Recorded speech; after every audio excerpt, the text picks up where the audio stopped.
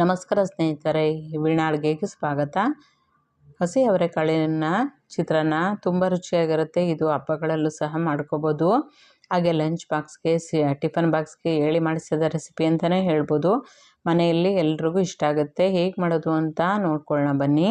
ಅದಕ್ಕಿಂತ ಮೊದಲು ವೀಣಾ ಅಡುಗೆ ಚಾನಲ್ನ ಪ್ಲೀಸ್ ಸಬ್ಸ್ಕ್ರೈಬ್ ಮಾಡ್ಕೊಳ್ಳಿ, ಹಾಗೆ ಬೆಲ್ ಬಟನ್ನ ಕ್ಲಿಕ್ ಮಾಡ್ಕೊಳ್ಳಿ. ಮೊದಲು ಹಸಿ ಅವರೆಕಾಳಿನ ಚಿತ್ರಾನ್ನ ಮಾಡೋದಕ್ಕೆ ಮೊದಲು ಗ್ಯಾಸ್ ಆನ್ ಮಾಡಿ ನಾನು ಬಾಣಲೆನಲ್ಲಿ ಎಣ್ಣೆನ ಒಂದು ಸ್ವಲ್ಪ ಹಾಕ್ಕೊಂಡು ಇದಕ್ಕೆ ಕಡಲೆ ಬೀಜನ ಹಾಕ್ಕೊಂಡು ಚೆನ್ನಾಗಿ ಫ್ರೈ ಮಾಡಿಕೊಂಡು ಇದನ್ನು ಚೆನ್ನಾಗಿ ಹೊಂಬಣ್ಣ ಬರೋವರೆಗೂ ಗರಿ ಆಗೋವರೆಗೂ ಹುರ್ಕೊಂಡು ತೆಗೆದಿಟ್ಕೊಳ್ಬೇಕು.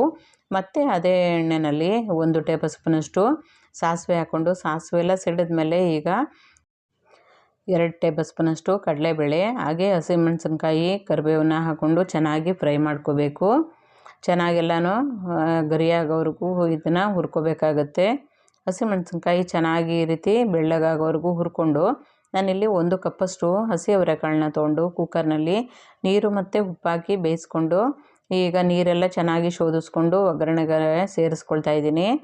ತುಂಬ ಚೆನ್ನಾಗಿರುತ್ತೆ ಹಸಿ ಅವರೆಕಾಳಿನ ಚಿತ್ರಾನ್ನ. ಈ ರೀತಿ ಎಲ್ಲನೂ ಒಂದು ಸಲ ಚೆನ್ನಾಗಿ ಮಿಕ್ಸ್ ಮಾಡ್ಕೊಂಡಾದ್ಮೇಲೆ 1 ಕ್ಯಾರೆಟ್ನ ತೊಗೊಂಡು ತುರಿದು ಹಾಕ್ಕೊಳ್ತಾ ಇದ್ದೀನಿ. ಹಾಗೆ 1 ಬಟ್ಲಷ್ಟು ಹಸಿ ತೆಂಗಿನಕಾಯಿ ತುರಿನ ಹಾಕ್ಕೊಳ್ತಾ ಇದ್ದೀನಿ. ಹಸಿ ತೆಂಗಿನಕಾಯಿ ತುರಿನ ಸ್ವಲ್ಪ ಜಾಸ್ತಿ ಹಾಕ್ಕೊಂಡ್ರೆ ತುಂಬ ರುಚಿಯಾಗಿರುತ್ತೆ ಹಸಿ ಅವರೆಕಾಳಿನ ಬಟಾಣಿ ಚಿತ್ರಾನ್ನ. ಚೆನ್ನಾಗೆಲ್ಲನೂ ಒಂದು ಸಲ ಮಿಕ್ಸ್ ಮಾಡಿಕೊಂಡು ಎಲ್ಲನೂ ಚೆನ್ನಾಗಿ ಹುರ್ಕೋಬೇಕಾಗತ್ತೆ.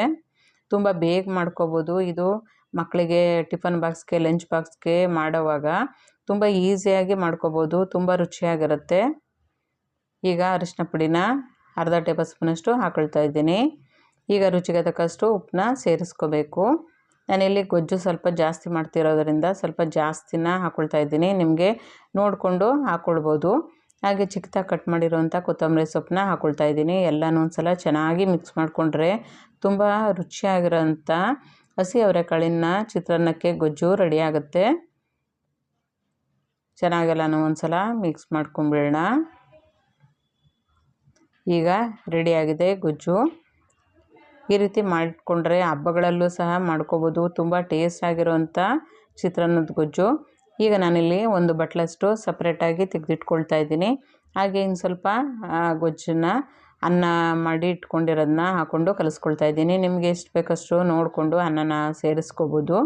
ಹಾಗೆ ಗೊಜ್ಜನ್ನು ಅಷ್ಟೇ ನಿಮ್ಗೆ ಎಷ್ಟು ಬೇಕಷ್ಟು ಹಾಕ್ಕೊಂಡು ಇದಕ್ಕೆ ನಿಂಬೆಹಣ್ಣಿನ ರಸನ ಹಾಕ್ಕೊಂಡು ಇನ್ನು ಸ್ವಲ್ಪ ರುಚಿಗೆ ತಕ್ಕಷ್ಟು ಉಪ್ಪನ್ನ ಸೇರಿಸ್ಕೊಂಡು ಕಲಿಸ್ಕೊಂಡ್ರೆ ತುಂಬ ರುಚಿಯಾಗಿರೋಂಥ ಹಸಿ ಅವರೆಕಾಳಿನ ಚಿತ್ರಾನ್ನ ರೆಡಿಯಾಗುತ್ತೆ. ಇದು ಹಬ್ಬಗಳಲ್ಲೂ ಮಾಡ್ಕೋಬೋದು. ಹಾಗೆ ಲಂಚ್ ಬಾಕ್ಸ್ಗೆ ಟಿಫನ್ ಬಾಕ್ಸ್ಗೆ ಹೇಳಿ ಮಾಡಿಸಿದ ರೆಸಿಪಿ ಅಂತಲೇ ಹೇಳ್ಬೋದು.